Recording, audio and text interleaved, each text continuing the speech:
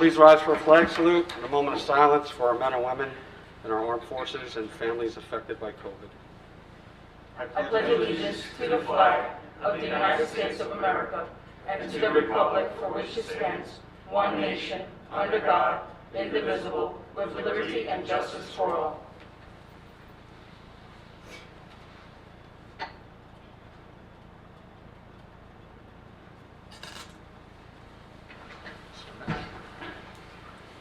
Notice requirements of the Open Public Meeting Law have been satisfied concerning this meeting. The Home News Tribune, the Star Letter, published the schedule on December 18th, 2020. A copy of the schedule was posted on the municipal bulletin board, and it should be so noted in the minutes of this meeting.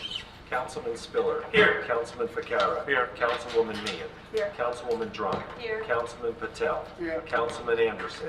Councilwoman De Jesus. Here. Vice President Bauer. Here. And President Small. Here. Can I get a motion to approve the minutes from February 2nd? Motion. Second. Any questions or comments from council? All in favor, aye. Aye. Opposed? Ayes have it. Taking the second reading ordinances first, starting with letter A, which is an ordinance authorizing the conveyance of property from the township to the redevelopment agency known as 106 Main Street. Can I get a motion that this ordinance be taken up on second and third reading and the public hearing be open? Motion. Second. Any questions or comments from council? All in favor, aye. Aye. Opposed? Ayes have it. The public hearing is now open on letter A only. Hearing no comment from the public, can I get a motion that the public hearing be closed, the ordinance be adopted and submitted to the mayor for approval as required by law? Motion. Second. Any questions or comments? All in favor, aye. Aye. Opposed? Ayes have it. Letter B is an ordinance amending Chapter 7 entitled Traffic and Parking. This is with regards to handicap parking and designating spaces on Kilmer Drive and 5th Street. Can I get a motion that this ordinance be taken up on second and third reading and the public hearing be open? Motion. Second. Any questions or comments from council? All in favor, aye. Aye. Opposed? Ayes have it. The public hearing is now open on letter B only. Hearing no comment from the public, can I get a motion that the public hearing be closed, the ordinance be adopted and submitted to the mayor for approval as required by law? Motion. Second. Any questions or comments? All in favor, aye. Aye. Opposed? Ayes have it. Listed before you are ordinance letters C and D, first reading. Can I get a motion that both these ordinances be passed on first reading, published in the Home News Tribune on February 19, 2021, with notice of public hearing to be held on March 2nd, 2021 at 6 p.m.? Motion. Second. Any questions or comments from council? All in favor, aye. Aye. Opposed? Ayes have it. You have in front of you resolutions 1 through 33. Can I get a motion to approve them by consent? Motion. Second. Any questions or comments from council? All in favor, aye. Aye. Opposed? Ayes have it. Thank you, Mr. Mitch. We'll now go into open public session. Please state your name, part of township you live in, and you have a 5-minute one-time period.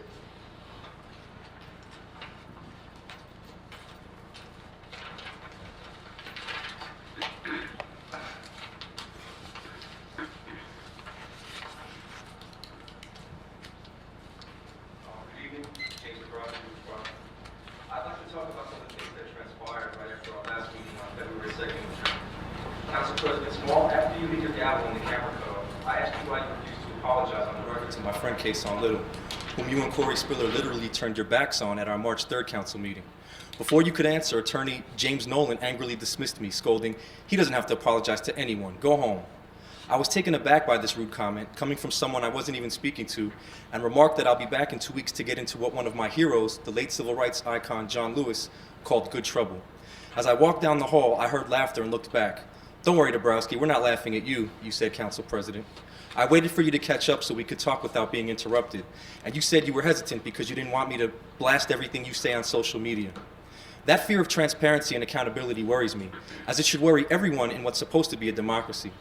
Peter Fenn, the head of Fenn Communications Group, one of our nation's premier political and public affairs media firms, says that a basic tenet of a healthy democracy is open dialogue and transparency.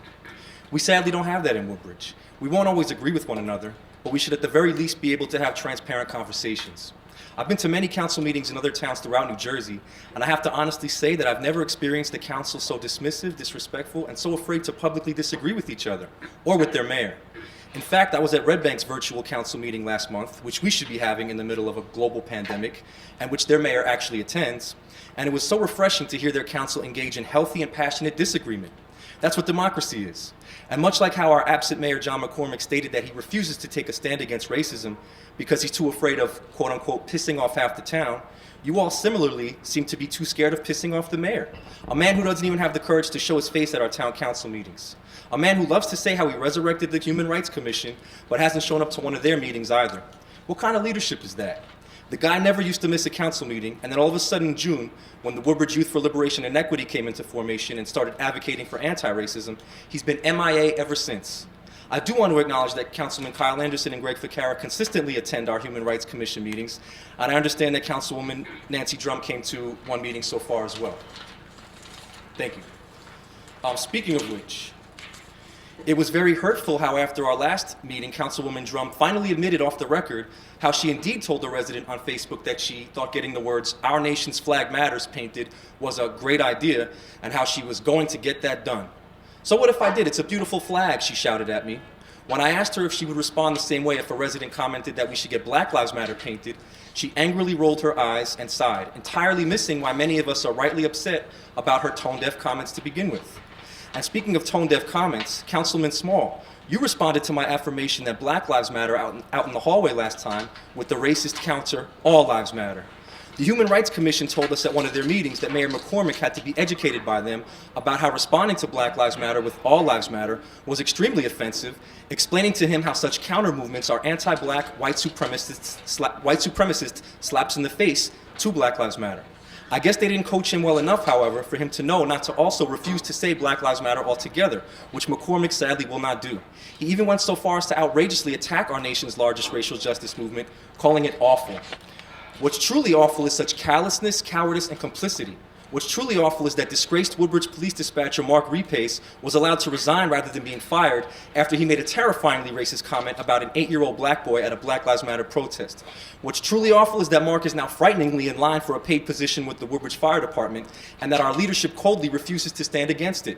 What's truly awful is what happened to Najir Parks, who was horrifically and traumatically wrongfully accused, arrested, and incarcerated by Woodbridge due to anti-black racial profiling, and now has a civil rights lawsuit against the township. What's truly awful is that there's still nothing on our town website to acknowledge and celebrate Black History Month, and that the event at the library on the 9th was a white man promoting his book about slavery. What's truly awful is the mayor's joke of a township discrimination assessment, handpicking a biased law firm that has a 30-year long-standing relationship with Woodbridge, a law firm who admitted that a mere 400 phone calls to survey random residents will pretty much be the extent of their investigation into our township's appalling racism. It's long overdue that Woodbridge finally begins to commit to anti-racism, and that we put concrete policies in place to ensure our commitment is more than just promises and platitudes. We have to do better so that Woodbridge actually has a chance to become the best town around for all who call our community home. Justice for Najir Parks, Black Lives Matter. And I have 10 seconds. I'll wait for a response, Council President, if you'd like to. No eye contact even? That's what I'm talking about. Nothing you want to say to all of that. Pour my heart out passionately, you don't want to say a word. This is the problem. Time's up. Are there any other comments this evening from the public?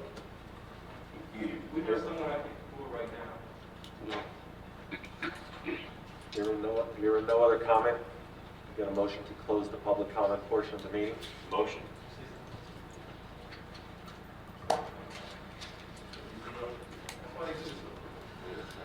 That's why they don't do virtual meetings.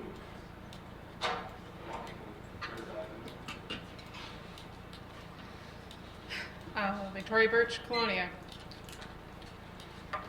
I didn't prepare anything, obviously. I just would also appreciate more candid conversations. When I'm able to speak to you, those of you who are on the council individually, I get such candid and open conversations. And I understand that the structure of this doesn't really allow for that. This isn't exactly the forum for it, but I don't see why not. I don't see why it can't be. I don't see why when we say things like, is there no statement from the town on behalf of Black Lives Matter, that I've met with silence, and so many of us are met with silence. And a time like this, and even this month, happy Black History Month, everyone, we can't even get a definitive Black Lives Matter from the mayor. Yeah, just eating time. We'll see what happens. Let's see what they have to say. Isn't this fun?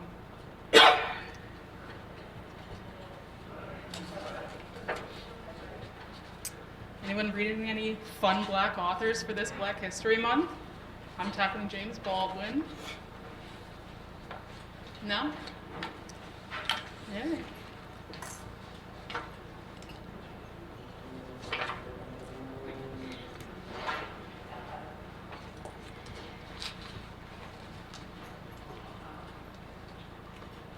Thank you.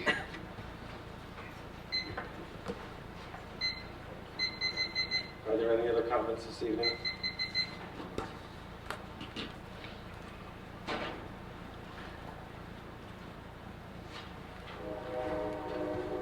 Good evening. Last meeting I was here, I tried to address the fact that your newly council president didn't answer why he turned his back on me. I guess he didn't think it was disrespectful, but I thought it was. And people who were watching thought it was disrespectful. You have a huge problem here that you failed to address. So the thing that I have for you this evening is, why are you still sitting there? Why are you still sitting there? You have so many issues pertaining to racial justice in this city that you fail to address, that you overlook, that you ignore, and because you are not directly or personally affected by it, you just swept it under the rug, over and over and over again. But I, for one, am tired of having my own relatives being racially profiled by law enforcement in this city when they drive through this city. Most of the times, officers tell them that they just look suspicious because they're Black. Let's just keep it real. That's exactly why. How else do they look suspicious? They're unarmed. Who automatically wins a situation when you have an officer who have guns in his belt, batons, riot gear, mace, whatever the case is, but you have innocent, unarmed Black people who just look suspicious because they're just going to their destination? We, as Black people, or people of color, can't go home and wash off our skin at night. We're born with this color, we're gonna die with this color. But time and time again, especially in this township, Black people have to prove their humanity or existence and wanting just to live. And you just can't seem to get that. Over and over again, people come here and speak about that same issue, and you want to turn your back on people like that too. You need to resign in shame. You need to resign in shame. There's no reform in that. That just needs to be taken away. That power needs to be taken away from you, because you're not going to automatically give it up. Because whether you're in love with nepotism or cronyism or greed or any type of isms, we just have to take that power away from you. Because you refuse to fix it. Because you're not in love with justice, you're in love with self. You're in love with greed. You're in love with what you can get out of it. Whether if you want to hook your son up with a police job in the city, or if you want to hook your family members up with jobs in the city, we follow the money. We do our research. We know why you're here, and it's for self. It's not to bring out the betterment or increase the betterment in your residents. It's for yourself. And that's a shame. And you all should be ashamed of yourselves. Instead of that, you want to be in love with money instead of just the children, or being on the right side of history. And for that very reason, that's why we won't be able to rest until justice is fully served. Until you can actually put yourselves and live in our shoes of what we go through. Go ahead and smirk your face, we see you. You don't have to smirk your face, but it's hurtful for us because we live this. A Black man right now somewhere is being gunned down by police, but you don't believe it, right? Don't believe it. Oh, but you can't find the statistics to prove that Black people are disproportionately affected by law enforcement or crimes today. Oh, okay. Well, what about Breonna Taylor, George Floyd, Trayvon Martin, Everett Gardner, Sandra Bland, Ahmaud Arbery? The list goes on. Amir Gordon down South Jersey. Speaker Coughlin, you was made aware of that as well. What do you guys do? Nothing. And there's so many more that happen right here in Woodbridge that you do absolutely nothing about, that your mayor don't do nothing about. And you just sit there. You look confused. You turn your backs. When you just can't have a heart generated by love and care. And be sympathetic. And listen and act on our best interest. That's all. Now, I don't live here. I don't have to live here. But I will continue to show up to speak what I have to say. Because you just don't get it. You absolutely do not get it. And I pray that there are young people watching right now who will gain the courage to organize against you and be those staunch leaders that we need, that will tear the back cover of the book that our ancestors no longer believe in and say, this is exactly what we need in order to change the world. I yield back. You don't have to tell me anymore. Are there any other comments from the public this evening?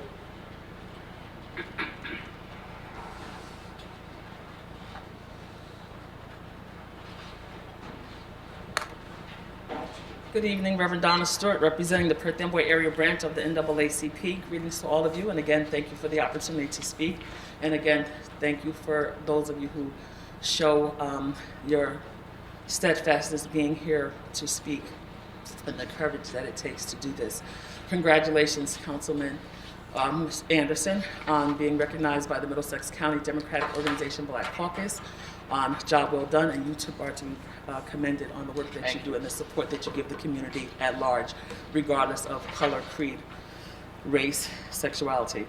Just want to bring reference to the book Caste, The Origins of Our Discontents by Isabel Wilkerson. The Vitals of History. Excuse me, not that one, sorry. I wanted to read from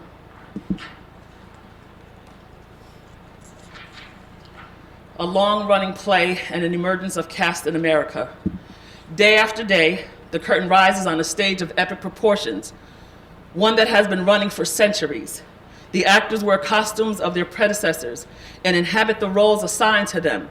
The people in these roles are not the characters they play, but they have played the roles long enough to incorporate the roles into their very being, to merge the assignment with their inner selves and how they are seen in the world.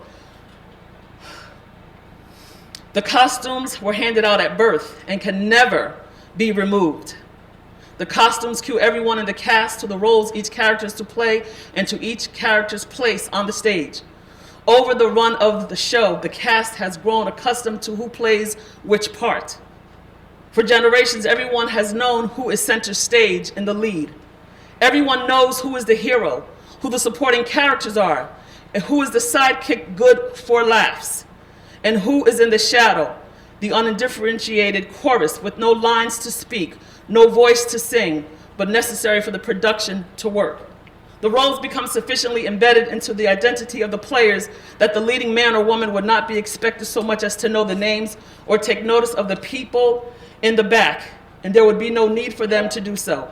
Stay in the role long enough, and everyone begins to believe that the roles are preordained, that each cast member is better suited by talent and temperament for their assigned role, and maybe for only that role, that they belong there and were meant to be cast as they are currently seen. The cast members become associated with their characters, typecast, locked into their inflated or disfavored assumptions. They become their characters. As an actor, you are to move the way you are directed to move. Speak the way your character is expected to speak. You are not yourself. You are not to be yourself. Stick to the script and to the part you are cast to play, and you will be rewarded. Veer from the script, and you will face the consequences. Veer from the script, and other cast members will step to remind you where you went off script. Do it often enough, or at a critical moment, and you may be fired, demoted, cast out. Your character conveniently killed off in the plot. I read that and I hope it resonates to some of you. There have been things that have been said directly and indirectly to and about the people who come here every 2 weeks, about the courage that it takes for them to do what they do, to do what we do. I was fortunate enough to be on the call, and Kyle does not know I'm going to say this, on Saturday when he was acknowledged by the Middlesex County Democratic Organization and Speaker Coughlin. You were on the call as well, and the mayor was there. And to those who don't know what's going on or have not know what's going on, they will look at it and say that the mayor complimented Kyle. I was offended by what he said. I was offended by what he said. I'm not going to reiterate what he said. I'm sure with all of you and all your connections, you can find out what he said. Hopefully for just this moment, because time is running out, that's food for thought about the roles that we play, the roles that we continue to play, the scripts that we continue to read, how we live out. Everybody here, I'm assuming, has either a child, a niece, or nephew. They will not always be under you sitting up there, watching over them. They will live in someone else's town, someone else's neighborhood, work for somebody when you will not be in those seats. Keep that in mind when you do what you do and say what you say and act or not act on the things that are going on in this community and in this world. Thank you. Thank you.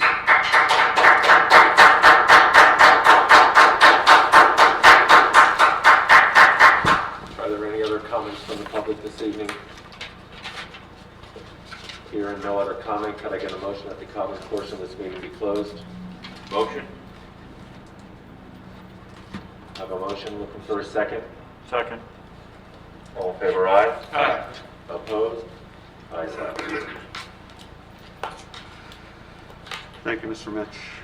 Number 9 on my agenda is the second phase of the Cypress Recreation Center.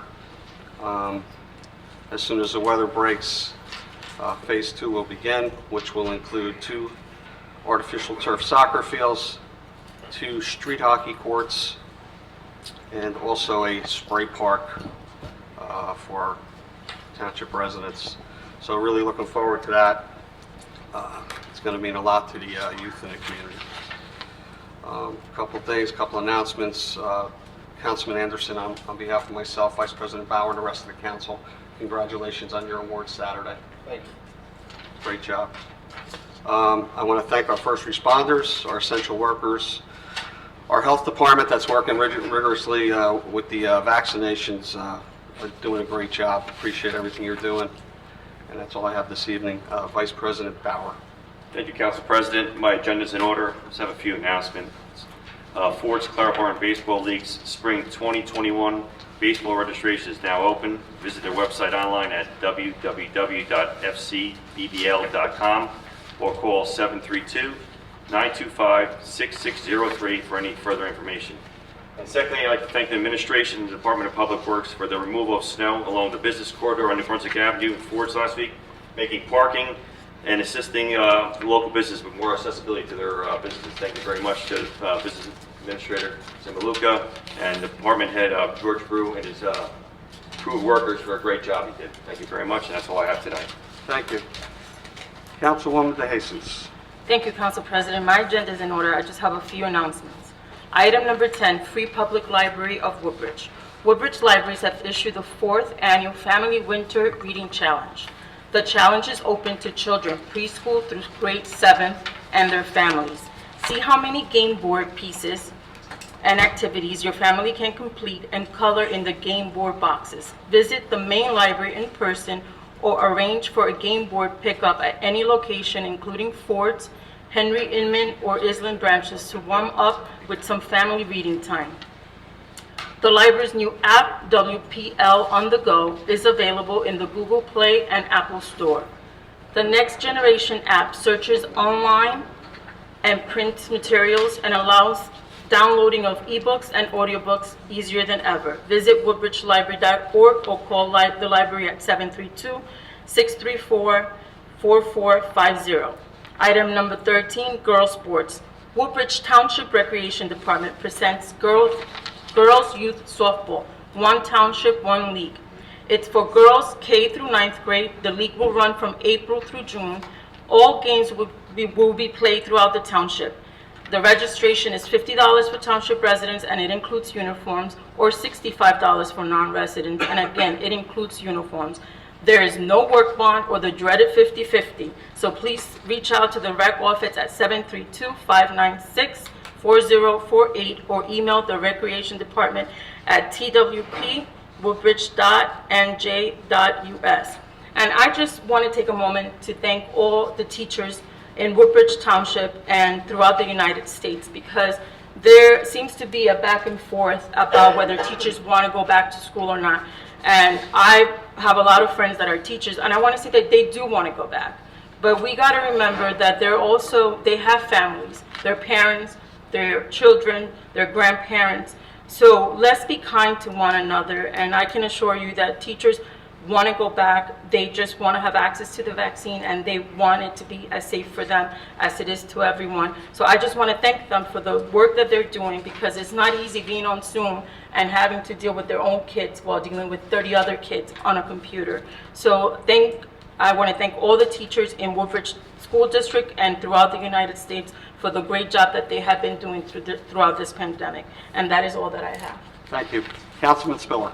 Thank you, Council President Small. Item number 2, Avenel Arts Village. Attention, high school junior and senior dancers.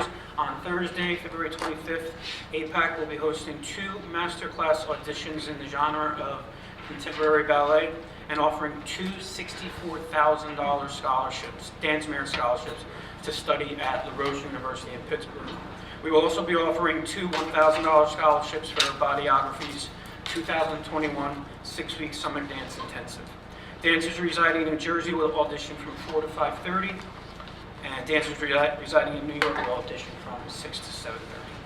You can sign up at www.new.bodyography.com, or you can also visit APAC's website at www.avenelarts.com. While we're in that area, just a reminder, Curtin's Restaurant has a great brunch menu every Saturday, Sunday from 10:30 to 1:30. Come by, have a great meal. You can call 732-582-4595, or you can visit Curtin's Restaurant website at www.curtinsrestaurant.com. That's all for my agenda this evening, Council President. Just a couple announcements. Woodbridge Township Youth Soccer Association is now registering for the Spring League. You can sign your child up at www.woodbridgeyouthsoccer.com. Thank you to all our emergency responders, fire, EMS, our Woodbridge Police Department, OEM, and CERT for all their tireless work. I'd also like to thank and acknowledge all of them for their efforts yet during another storm that we had. The roads were excellent. Great job by our DPW crews. Be safe, be smart. God bless America. That's it. Thank you, Council President. Thank you. Councilwoman, Meehan. Thank you, Council President. My agenda is in order. I'm just going to go down to number 6, the food pantries. Our Have a Heart food drive is winding down, but foods can still be dropped off at our community center, libraries, senior centers, and checks can still be made out to We Feed Woodbridge and mailed to Town Hall. This week, we've been making rounds to all our schools, and just like Council President, Councilwoman Desu said, it's sad the kids aren't in the schools, but they've all really come together, and they're still making a great effort trying to collect food for people that need it right now. So thank you to all those students and teachers and parents that really gave a lot of food. And I also want to thank the students at the Colonial Middle School Service Club. This past Saturday, we held a food drive, a drive-through food drive, which was a huge success. Not only did the students collect food for 4 hours on a very cold Saturday afternoon, they also made homemade cookies and Valentine's Day cards that were given throughout Woodbridge Township to our senior citizens that are feeling a little sad and all by themselves right now due to the pandemic. So thank you for helping and always thinking about our senior citizens. And thank you to everybody that organized food drives throughout the township and everybody that brought a can or a box of food. Your efforts during these very difficult times are appreciated more than you know for people that are suffering. And congratulations, Kyle, on your very prestigious award. I was doing my food drive that day, so I couldn't get on there. But congratulations to you. And that's all I have. Stay well, stay kind, and have a good evening. Thank you. Councilwoman Drum. Thank you, Council President. My agenda is in order. I just wanted to remind everyone to continue to buy local and shop at our local businesses. Everybody's doing it. We appreciate it. We have a buy local app. It's a free app called Woodbridge Now. If you haven't been on it, I would encourage you to go on it. There's a list of all the township businesses with all their contact information and many other township information. It's a great resource. And my continued appreciation to the Township's Department of Health, the DPW, and our emergency responders. That's all I have, Council President. That's all I have. Thank you. Councilman Anderson. Thank you, Council President. First, I'd like to go through the item number 1 for jobs. Lucas Hair Salon is now hiring. They're looking for a licensed hairstylist. For more information, dial 732-634-1841. Up to 75% paid commission, flexible schedule, and you can also contact 732-456-2986. So if you're an out-of-work hairstylist, like, wasn't that my cousin Vinny? I'm an out-of-work hairstylist. So if you're an out-of-work hairstylist right now, there's a place looking for you. I want to go on to this month on social media. I was featuring a lot of our black-owned businesses in town, and I want to thank the community for reaching out to them, because there were a lot of people that didn't know, and they were appreciative, and they said that they would solicit them. So thank you, Woodbridge, and the residents of Woodbridge going out and soliciting those businesses. So this month, on this day in Black History Month, in 1857, on February 16th, Frederick Douglass was elected president of Freedom Bank and Trust. On this day in 1923, Bessie Smith made her first recording of Downhearted Blues, sold 800,000 copies for Columbia Records. 1951, the New York City Council passed a bill prohibiting racial discrimination in city-assisted housing developments. On this day in 1957, actor LeVar Burton was born. And on this day in 1970, Joe Frazier knocked out Jimmy Ellis to become the world heavyweight champion. On February 28th, the Independent Club of Colonia will be holding a Black History Month virtual celebration. So that would be Mr. Phil Hall and members of the Independent Club of Colonia. I would like to thank Reverend Stewart for her acknowledgement, and I apologize for not being able to get on her call yesterday. But as she is wearing African garb, that was the theme of yesterday's NAACP meeting, and I believe that there were some people on, had nice celebrations and so forth. So I want to commend you on putting that together. And I do obviously want to thank the Middlesex County Democratic Organization, Black Caucus, and Sheriff Millie Scott for selecting me this year as the person of Black History Month. This is my 10th year as a councilman. This February is my 10th year, and you know, it was good timed. You know, well timed. Something that I did appreciate, and it's always awkward asking people to come and celebrate you, but this one I really appreciated. On Wednesdays, for the next 2 Wednesdays, Middlesex County has been having story time for Black History Month for ages 2 through 10. If you go, and that's at 4 p.m. So tomorrow at 4 p.m. and then the following Wednesday at 4 p.m. You go into the Arts and Culture page of Middlesex County, and students from New Brunswick High School have been leading arts and crafts and story time for all students. And it's really been nice. It's you know, nice to see the high school students working with the kids age 2 through 10, and a lot of the kids don't want to go off the Zoom call. They're really enjoying it. They want to show their artwork. So I encourage you to take your, you know, if you have some kids that age, to take your time. And I enjoy it. I just put it on and while I'm working and watch what the kids do, and then at the end just compliment their artwork. I would like to thank Councilwoman Meehan for putting the food drive together. They were very important volunteer hours for our middle school students, and two in my house, my twin boys, went out and froze their tails off, but Councilwoman Meehan did take care of my boys, and thank you very much for putting that together. And lastly, for Black History Month, I want to share with you, this was a 1952 article from Ebony magazine, and it's called America's Oldest Negro Community. My family started this community, all right? Pre-Revolutionary War. And this is in Gouldtown, New Jersey. And this is probably the first site of the first interracial marriage. This was a fully sustainable town.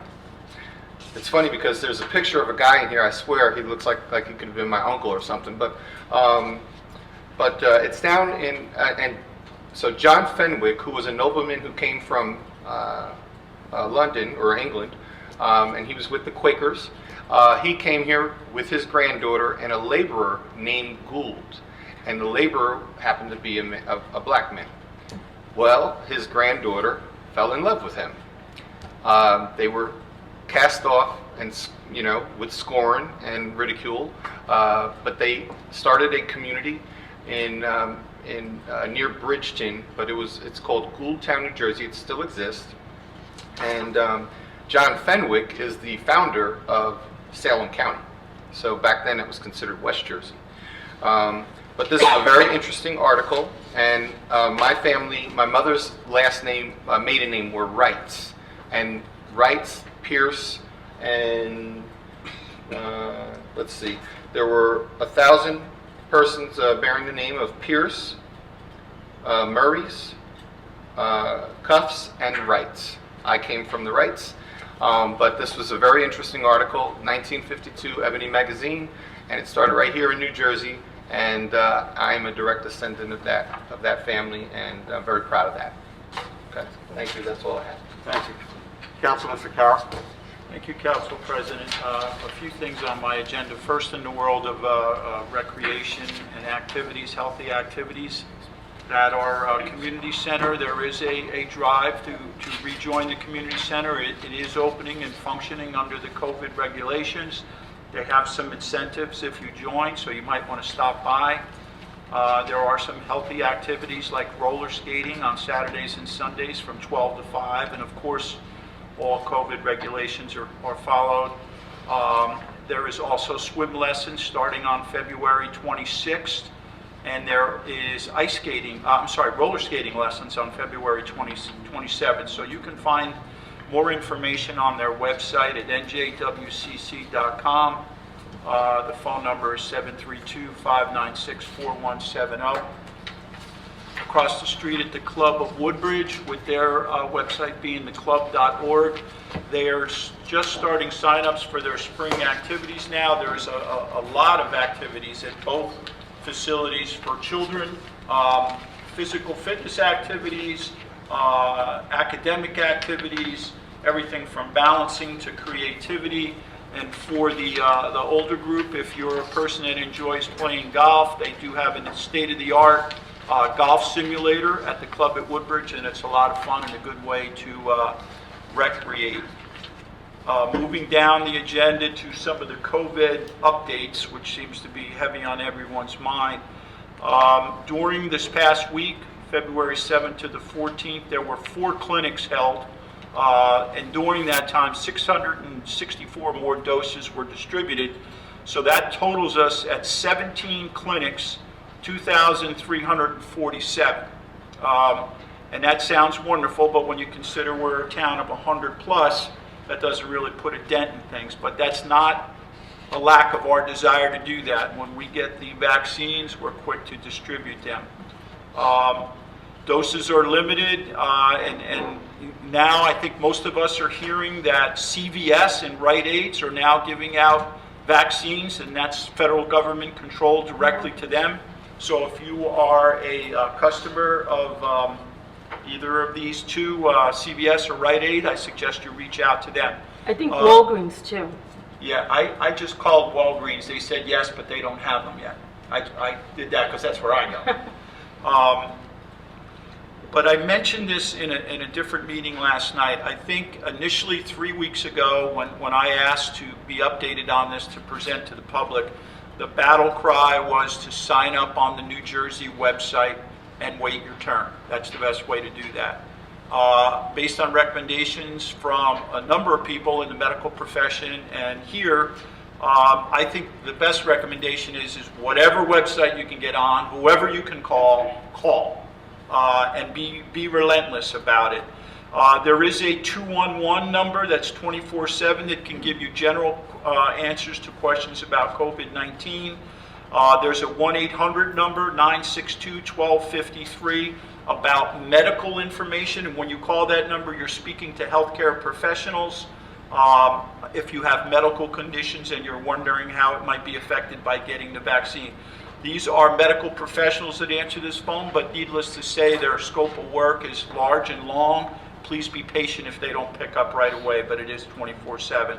So now the COVID website for the state, it's simply covidvaccine.nj.gov. I still recommend that you sign up on that. And by the way, if you have senior folks that are neighbors and they're not comfortable with the computer, you can register for them. And if they get called, the notification will go to your email if they don't have an email. Or you can call our senior services at 732-726-6274. Those are the Woodbridge Angels that are helping out anyone that needs. They will actually help you register right on the phone, and we've gotten great compliments on them. The Edison Mega Center has its own website. It's rwjbh.org, Robert Wood Johnson, BarnabasHealth.org, and that's just exclusively for that. And Middlesex County has its own information, middlesexcountynj.gov/COVID-19. So again, whatever you hear, register for it, and if you have any questions, call that 211. I would like to now move over to some of the mental health initiatives that I have been speaking about the last couple of weeks. Just to give you an update where we're at now, the police will be receiving training and sensitivity to a range of disabilities, including differences between cognitive and development disabilities versus behavior health issues, including substance abuse disorders. Police will be trained in de-escalation and available resources via Captain's Penna training session that was recently approved, I believe, by the Attorney General. That was a holdup. I mentioned our relationship with Specialized Case Management Outreach Services, which is called SCOMAS for short. The last time I spoke, we were in negotiations with them. Those negotiations are completed, and the pathway for how we communicate with them has been established. The police department will be establishing their point person that will be responsible for implementing the program and also for maintaining compliance. Relationships with Rutgers Acute Psychiatric Services, Emergency 24/7 have been established. Raritan Bay Medical Center have been established. Subacute and chronic behavioral illness with Rutgers Early Intervention Program has been established. And we clearly have a point person again in SCOMAS and a Stephanie Evans who heads up that department. I appreciate the update from the administration and Dr. Nolan, who is our representative on this end.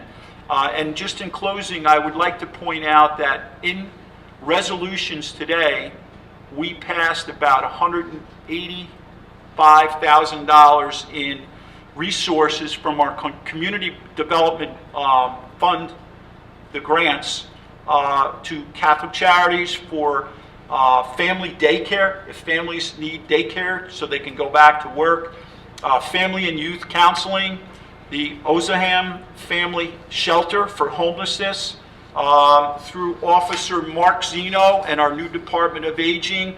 We have now a relationship with the Code Blue system. When the temperatures or the weather the county calls it Code Blue, and there is a shelter in Perth Amboy that is run by the YMCA that we have established a relationship with. Officer Zeno is the point person on the PD, and we have a direct access now that we can call, we can take people that might be unfortunately without a home and on the streets to safety. And then once they're there, they can be signed up and put into services that may be able to assist them. So there is some nice progress going on, and it's a start. And I did attend the Human Rights Commission meeting, and I know that Mr. Dombrowski brought up some of the issues that were established there, and he did participate. I like what I heard, and I recognize that it is a start. And my philosophy is, let's let them do their work. They're going to report back to us, and then we'll take it from there. That last part is just my opinion. So, thank you, Council President. I think I said enough. Thank you. Councilman Patel? Thank you, Council President. My agenda is in order. Thank you. Thank you. Mr. Medich? Thank you, Mr. President. The only item I want to indicate tonight is that we had an incident over the weekend that our police responded to. So I'll be working with the police and the prosecutor to review possible charges.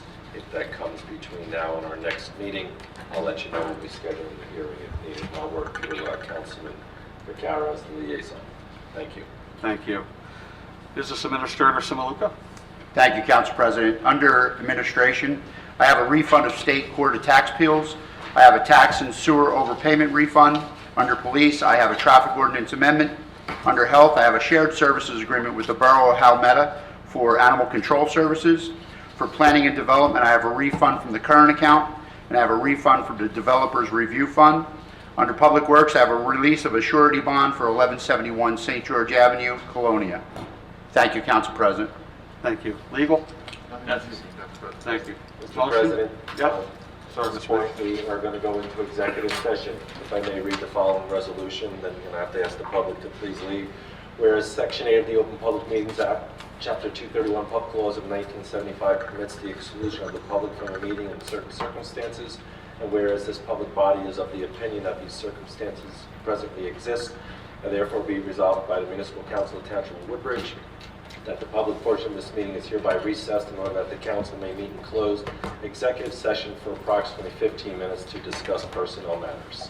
Can I get a motion to approve the resolution? Motion? Second. Any questions or comments? All in favor, aye? Aye. Opposed? Ayes have it. We will now be going into executive session. Okay, Mr. President, we're back in session. You've had a resolution that has been presented to you for approval. I get a motion to approve the resolution as presented. Motion. Second. Any questions or comments from council? All in favor, aye? Aye. Opposed? Ayes have it. That's all you have, Mr. President. Motion to adjourn? Motion. Second. All in favor? Aye.